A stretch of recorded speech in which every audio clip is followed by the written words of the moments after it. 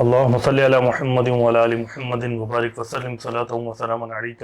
یا سیدی یا رسول اللہ۔ جہان رضا میں آپ کا میزبان فقیر محمد قادری ایک بار پھر حاضر خدمت ہے۔ ماہ محرم الحرام کے سلسلے کے 6 پروگرام ہم آپ کو پیش کر چکے ہیں۔ آج انشاءاللہ اس سلسلے کی 7ویں ایپیسوڈ ہم پیش کرنے جا رہے ہیں، اور حسب سابق ہمارے ساتھ موجود ہیں مفکر اہل سنت، مجاہد ملت، حضرت علامہ و مولانا نسیم محمد صدیقی صاحب دامت برکاتہ مولا عالیہ۔ حضرت کا بہت شکریہ، حضرت ہمارے پروگرام میں تشریف لائے۔ یوم عاشور شروع ہونے جا رہا ہے، اور یوم عاشور پر آج گفتگو ہم نے کرنی ہے کہ یوم عاشور میں کیا کیا واقعات پیش آئے، شب عاشور کے کیا کیا واقعات تھے۔ اس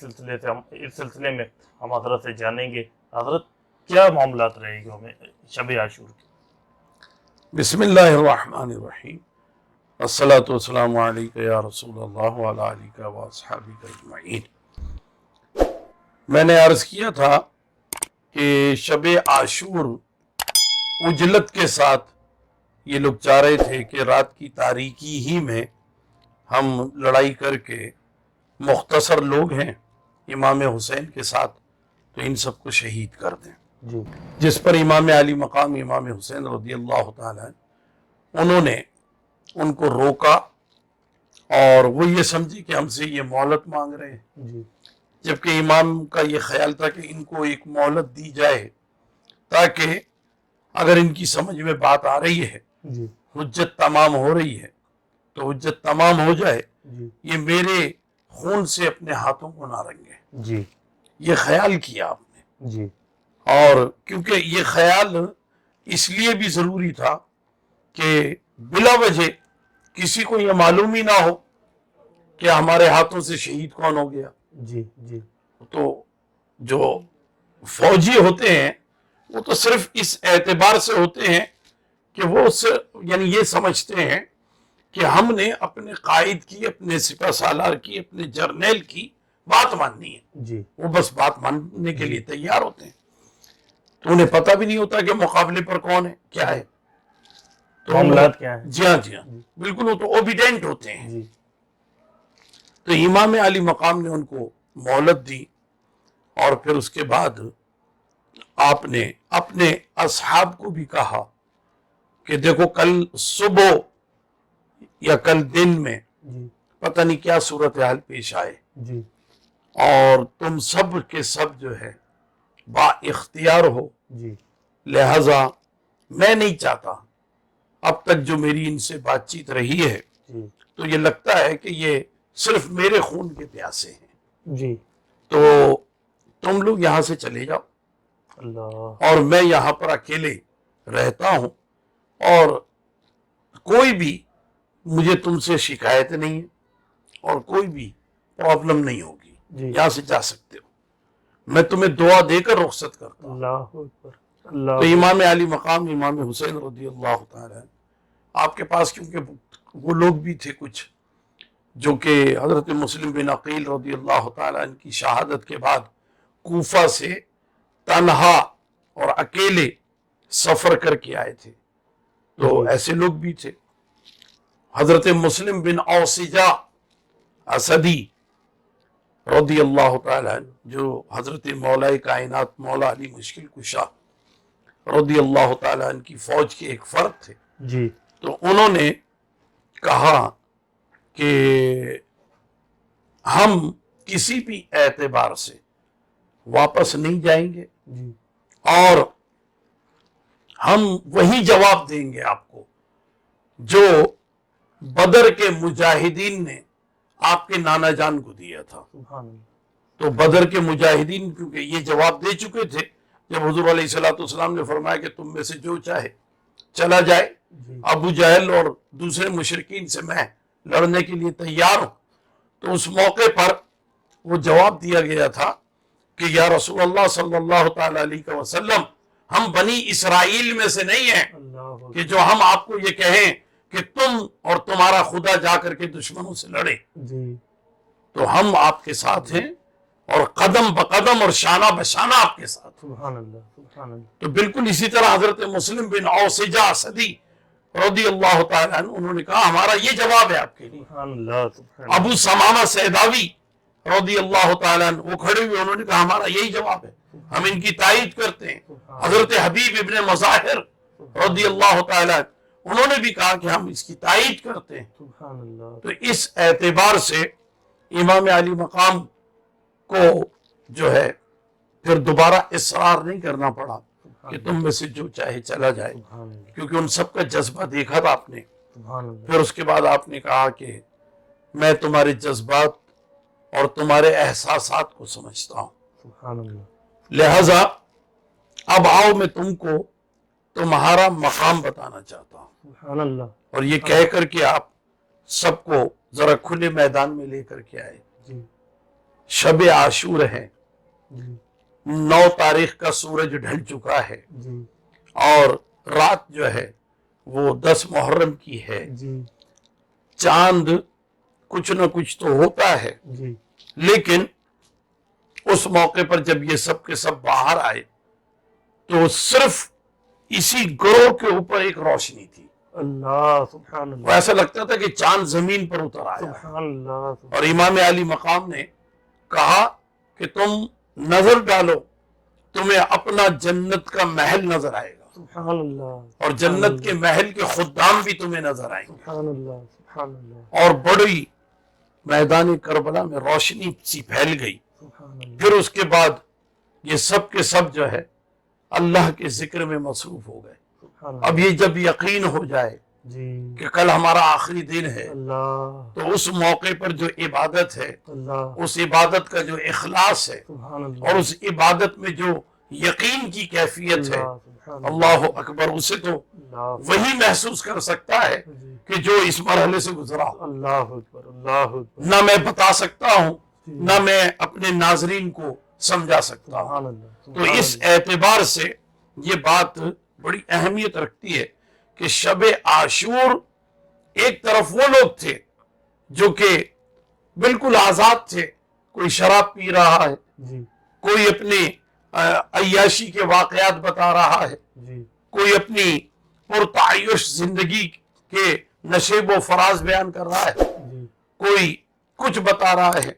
کوئی زمین جائیداد کا حساب دے رہا ہے، اور ایک طرف یہ لوگ ہیں جو اللہ اور اس کے پیارے حبیب صلی اللہ علیہ الصلوۃ والسلام کے ذکر میں مصروف عمل۔ سبحان اللہ سبحان تو اللہ یہ عبادت میں مصروف عمل رہے، اور پھر اس کے بعد جو ہے وہ صبح کا آغاز جی وہ اس انداز میں کہ خواتین نے بھی کہا اور کچھ آپ کے ساتھیوں نے بھی، احباب نے بھی کہا کہ آج کی فجر کی اذان جو ہے وہ علی اکبر دیں۔ سبحان تو اللہ حضرت شہزادہ علی اکبر رضی اللہ تعالیٰ عنہ انہوں نے جو اذان دی اللہ تو اس اذان نے ایک سما باندھ دی، سبحان اللہ ورنہ امام علی مقام کے مؤذن جو ہیں وہ حضرت سعید الحنفی رضی اللہ تعالیٰ عنہ تھے۔ وہ ہمیشہ پورے قافلے میں، سفر میں بھی اذان دیتے ہوئے آئے تھے، جی اور وہی اقامت کہتے تھے، پھر جماعت جی قائم ہوتی تھی۔ تو جیسے ہی فجر کی نماز کے لیے امام علی مقام آگے بڑھے، جی انہوں نے نقارے جنگ بجا دیا، جی اور پھر تیر اندازوں کو آگے کھڑا کیا، اور عمر بن سعد خود آگے آیا، اور سب فوجی اجازت مانگنے لگے کہ ہم تیر چھوڑیں۔ تو عمر بن سعد نے کچھ دیر جو ہے اپنے گھوڑے پر بیٹھ کر کے فوج کے سامنے دائیں سے بائیں بڑی بے چینی اور بے قراری میں وقت گزارا، اور پھر اس کے بعد اس نے یہ کہا کہ دیکھو میرے ایک طرف جہنم کا گڑھا ہے، اللہ اور دوسری طرف جو ہے یہ دنیا کی عیاشیاں ہیں، جی اور رے کی سلطنت ہے جس کا مجھے حاکم بنایا جائے گا۔ جی تو میں فیصلہ نہیں کر پا رہا تھا، پوری رات میں تذبذب کے عالم میں تھا، لیکن اب میں نے فیصلہ کر لیا ہے، اور تم سب کو گواہ بنا رہا ہوں کہ میں نے جو ہے وہ ہدایت پر اس گمراہی کو ترجیح دی ہے۔ سبحان اللہ یعنی اپنے آپ اپنے اوپر جو ہے وہ گمراہی کو قبول کر رہا ہے سبحان کہ نا ہدایت پر میں نے گمراہی کو ترجیح دی ہے، جی اور تم سب گواہ ہو جاؤ کہ جنگ کا آغاز میں نے کیا ہے۔ یہ کہہ کر اس نے کمان کے چلو پر جی تیر کو رکھا اور تیر کا چھوڑ دیا امام حسین کی طرف، جی اور اس کے بعد یہ سارے کے سارے تو 22,000 افراد، جی اور یہ سب کے سب انہوں نے بھی تیر چلانے شروع کر دیے، جو تیر اندازوں کا دستہ تھا یزید کی فوج میں۔ جی تو یہ جو تیر چلائے گئے تو نماز میں جو پہلی صف میں موجود تھے جی فجر کی نماز میں 50 انصاران حسین وہ شہید ہو گئے، اللہ تیر لگنے سے شہید ہو گئے۔ اللہ اتنے تیر چلے کہ وہ ایک ہی جسم پر سینکڑوں تیر لگ گئے، اللہ کوئی پیشانی پر، کوئی دل پر، کوئی حلق پر، کوئی پیٹ پر، کوئی بازو پر۔ جی تو اتنے تیر لگ جانے کے بعد ویسے ہی زندگی کی امید نہیں رہتی، تو 50 افراد، اس کو جنگ مغلوبہ کہتے ہیں، جی اور یہ حملے اولا ہے جی جو فجر کے وقت ہی کر دیا گیا جی اور لا علمی میں کیا گیا، جی بتائے بغیر کیا گیا۔ جی نماز سے فارغ ہونے کے بعد امام علی مقام نے لاشوں کی صفیں بنائی، جی عمر بن سعد سے احتجاج بھی کیا جی کہ یہ کون سا طریقہ ہے، تمہیں باقاعدہ طور پہ اطلاع دینی چاہیے تھی۔ تو اس نے کہا ہم نے نقارے جنگ بجا دیے تھے، ہم تو رات بھی بجا رہے تھے۔ تو امام علی مقام نے پھر اس کے بعد ان سے یہ کہا کہ تم دعوت مبارزت کے ساتھ کیوں نہیں لڑتے، اللہ کہ ایک ایک کر کے جوان آتا رہے اور پھر لڑائی لڑی جائے، تو اندازہ ہو جائے گا کہ کس کے پاس اللہ تعالیٰ کی طرف سے دی ہوئی حق کی قوتیں موجود ہیں۔ بے شک تو اس انداز میں جب لڑائی کا مرحلہ آیا جی تو امام علی مقام نے ایک خطاب اور فرمایا، جی اسی خطاب کا یہ اثر تھا۔ اب آپ اس میں اگر شیڈول بنانا چاہیں وقت کا جی جی کہ وقت کا نظم کیا بنا ہوگا، فجر پڑھ لی، جی طلوع آفتاب ہو گیا، جی اور پھر اس کے بعد کوئی اشراق کا یا چاشت کی نماز کا وقت ہے جی اور امام علی مقام خطاب فرما رہے ہیں، جی تو ہر جو ہے آہستہ آہستہ اپنے والد اور بھائی اور بیٹے اور غلام کو لے کر امام علی مقام کی طرف آ گیا، جی اور آنے کے بعد اس نے کہا کہ اب میں سب سے پہلے لڑنے کے لیے جاتا ہوں۔ اللہ تو ہر کے غلام نے کہا کہ نہیں، پہلے میں لڑوں گا، اور اس نے جا کر کے لڑائی کی ہے اور بہت سارے یزیدیوں کو مارا ہے، جی اور پھر اس کی شہادت عمل میں آ گئی ہے۔ اللہ عاشورے کے دن کی کیفیت یہ ہے کہ امام علی مقام کے رفقا ایک ایک کر کے جا رہے ہیں، شہید ہو رہے ہیں۔ جی امام علی مقام روانگی سے پہلے تیار کرا کے جی گھوڑے پہ بھی سوار کراتے ہیں، اللہ اکبر دعا دے کر بھیجتے ہیں، اللہ بعد میں وہ لاش اٹھا کر کے لے کر بھی آتے ہیں، اللہ تو کوئی غم حسین کا اندازہ نہیں لگا سکتا۔ اللہ اکبر تو امام علی مقام کی یہ جو صبر کی منزل ہے یہ بڑی اہمیت رکھتی ہے، اللہ ورنہ عام طور پر جو آدمی موت کے قریب ہوتا ہے تو وہ چاہتا ہے جلدی سے میں دنیا سے نکلوں، جی موت کو گلے لگانے کے لیے جو تیار ہو تو ٹھیک ہے، جی لیکن جو موت دیکھ رہا ہے اس کی کیفیت کچھ اور ہے اللہ نا۔ ابھی موجودہ حالات نے تو بڑی آسانی سے سمجھایا ہے، جی جی جب لوگ مختلف حالات اور واقعات میں مر جاتے ہیں، جی جی کوئی بھوک سے مر گیا، کوئی کرونا سے مر گیا، جی تو وہ تو مرنے والا تو مر گیا، جی لیکن اس کو تڑپتے ہوئے جو دیکھا جی اس کی کیا کیفیت ہے اس سے پوچھو۔ اللہ اللہ تو یہ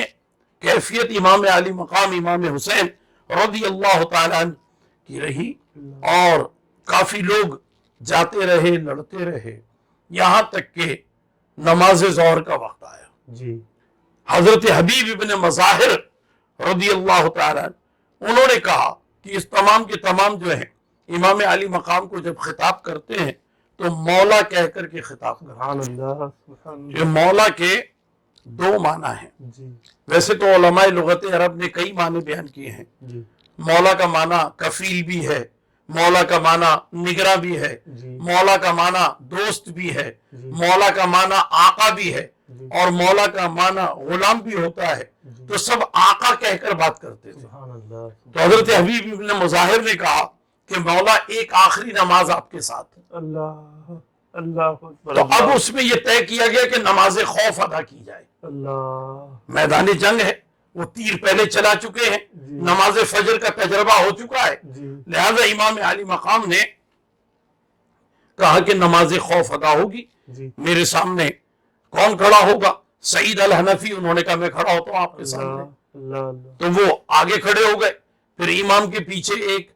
پھر ان کے پیچھے ایک، جی تو یہ صفیں دائیں سے بائیں نہیں بنی، اللہ بلکہ یہ صفیں آگے سے پیچھے تک بنی، اللہ اس طرح کی جماعت قائم کی گئی۔ جی تو یہ نماز خوف کا میدان جنگ کا یہی طریقہ ہوتا ہے، جی فقہ کرام نے بھی لکھا ہے۔ تو حضرت سعید الحنفی جو ہیں وہ امام علی مقام کے سامنے کھڑے تھے جی اور رخ جو ہے وہ یزیدیوں کی طرف تھا، جی اچانک انہوں نے اپنا رخ بدل دیا، اللہ یزیدیوں کی طرف پشت کر لی جی اور امام کی طرف چہرہ کر لیا، اللہ اللہ اللہ اللہ اور پھر آخر تک کھڑے رہے۔ جی ظہر کی نماز کیونکہ مسافر تھے اور جمعۃ المبارک بھی، تو جمعہ فرض نہیں تھا جی اور مسافر ہونے کے اعتبار سے 4 رکعتیں فرض نہیں تھی، جی امام علی مقام نے 2 رکعتیں پڑھائیں جی اور سلام پھیرا، اور پھر حضرت سعید نے آواز دی کہ مولا میری خبر لیجئے، اللہ اور فوراً گئے، جا کر کے ان کو سنبھالا اور کہا کہ سعید یہ تم نے کیا کیا، تمہارا چہرہ تو ادھر تھا، وہ اپنا رخ وہیں رکھتے۔ کہا نہیں، ایک تو ادب کی وجہ سے میں نے رخ بدل لیا کہ آپ کو پیٹھ نہ ہو، اور دوسرے اگر میں ان کی طرف منہ رکھتا تو تیر جب آتا، جی نظر آ رہا ہے نا تیر آ رہا ہے، جی جی تو میں سر کو ادھر کر لیتا جی یا سر کو ادھر کر لیتا اللہ اللہ تو تیر کہاں جاتا؟ اللہ اکبر اللہ اکبر تو میں نے یہ فیصلہ کیا اللہ اکبر اللہ کہ میں اپنی پشت ان کی طرف کروں، اللہ اکبر اگر پشت رہے گی تو تیر کو دیکھوں گا، اللہ اکبر لگتا ہے تو لگتا رہے، سبحان اللہ، آپ کی زیارت کرتا رہوں گا سبحان تو اللہ، تکلیف کا احساس بھی نہیں ہوگا۔ اللہ اکبر اللہ اکبر تو ان کے جسم پر، ان کے سر کے پچھلے حصے سے لے کر جی سروائیکل اسپائن، جی ڈوسل اسپائن، لمبر اسپائن، کمر تک اور پھر پنڈلی تک جی اور ایڑی تک جی کوئی حصہ ایسا نہیں تھا جہاں تیر نہ لگے ہو۔ اللہ اکبر تو اس طرح یہ نماز ظہر تک کے جو واقعات ہیں وہ میں نے عرض کیے ہیں، جی اس کو مزید انشاءاللہ آئندہ کو روز پر بیان کرتے ہیں۔ الحمدللہ حضرت کا گفتگو آپ نے سن لی، بڑے خوبصورت انداز میں واقعات کربلا بیان ہو رہے ہیں، یوم عاشور ہے اور نماز ظہر ادا کی جا چکی ہے، یہاں تک ہمارے واقعات پہنچ چکے ہیں، اور صحابی حضرت حبیب رضی اللہ تعالیٰ عنہ کی شہادت کے واقعے تک ہم پہنچ چکے ہیں۔ ظہر کے بعد یوم عاشور میں کیا ہوا، آگے کیا واقعات پیش آئے، اس کے لیے انشاءاللہ اگلے پروگرام میں حضرت علامہ نسیم صدیقی صاحب دامت برکاتہم العالیہ بیان فرمائیں گے۔ اگلے پروگرام تک کے لیے اپنے میزبان فقیر محمد قادری کو اجازت دیجیے۔ والسلام علیکم ورحمۃ اللہ وبرکاتہ۔